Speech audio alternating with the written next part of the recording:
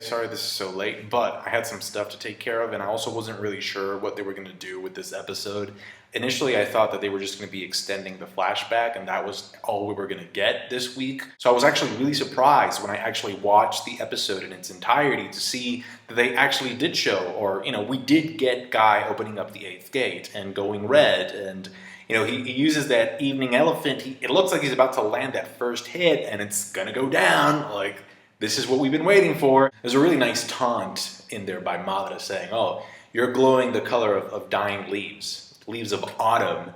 And Guy says, "Well, that's because they've been replaced with new green leaves, and you have Lee, glowing green and shit." Flashback was a little bit stretched out, but there was some pretty good stuff in there. I really like the lesson of victory. What victory is essentially, it's not just winning against a strong opponent, but also being able to protect the thing that you hold dear. And that's essentially, if you read the manga, that's what Guy ends up doing. Because though the goal appears to be for Guy to defeat Madara, the main goal really is to buy Naruto and Sasuke some time. The preview spoils the sage, so. No, but it was nice, just seeing Guy work hard and just watching in one episode, in the length of one episode, how hard work truly does pay off. How he started doing push-ups with his fingers, and how that's a regimen, that pretty much he inherited to Lee by saying, if I can't do X, I'll do Y. If I can't do Y, I'll do Z. This episode also works to give Kakashi a little bit of credit as well, because even though Guy kind of complains that, oh, my dad's kind of a goofball, we find out that,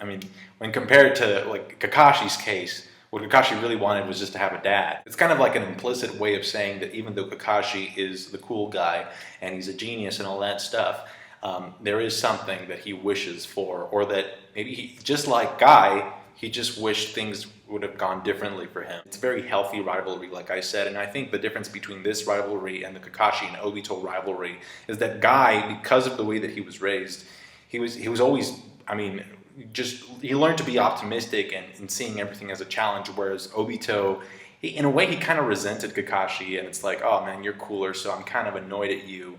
Guy was kind of annoyed too, but he saw that as a challenge, an obstacle that he could push himself to overcome, but in a positive way. Another thing is that Guy, from Jump Street, he knew that he couldn't shine with ninjutsu or genjutsu, so he focused on taijutsu. So, it's a really good thing to know what you could be good at a very young age. I forgot to mention that when Guy is fighting Kakashi, there's this one shot where Kakashi blocks a kick and he's like, shit, this is heavy. And it's probably because Guy already has the strap-on weights. Guy's story is basically one of those success stories that you find sometimes when people say oh, I dropped out of high school. Because if you think about it, well, he didn't drop out, but if you think about it, Guy almost didn't get into the academy. Then again, there's not a lot of job opportunities in Konoha, aside from being a ninja. So turns out his team leader was Choza Akimichi, and remember, that rule about incorporating a medic didn't exist back then. It only existed after Tsunade made a petition for that so they could have a medic in the 3-man squads. So my Dai actually does die facing off against the 7 swordsmen. At first there was this one dude that I thought was Sabusa,